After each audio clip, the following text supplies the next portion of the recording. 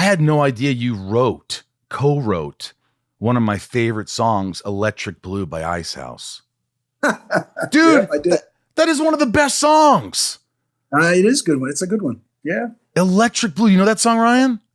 On my knees. Oh, sorry. I don't have to sing it to you. You know the song.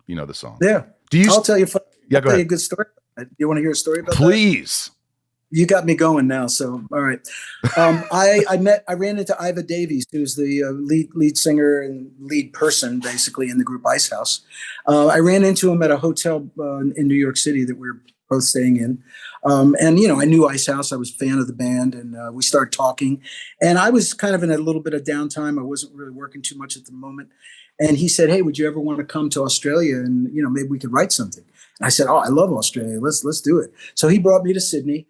And we hung out, and we were there, and I was only going to be there for about, a week, 5 days. And we were messing around, and things weren't clicking. And it was kind of like, I was getting a little nervous because, he brought me all the way down there, and I felt like I was, wasn't delivering in a sense.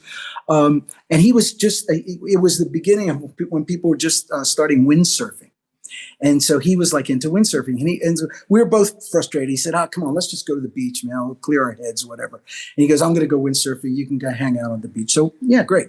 So we would go to the beach, and I don't know if you recall, but back in those days, and all the beaches were topless in Australia. Mm. And so I was sitting on the beach. He was out there windsurfing, and so I'm sitting there, and this gal comes walking up toward me, and she's topless. But she had these incredibly blue eyes. I was trying my best just to look at her eyes, at her face, to keep my eyes focused on her face. And it just popped into my head. Electric Blue. I went, "Oh, okay." And then when we went back to the studio afterwards, I said, "Look, I got this idea." And I told him, he laughed, and I said, "Let's write a song about this girl's eyes that just penetrate you, And that was it. We wrote it in like 2 hours.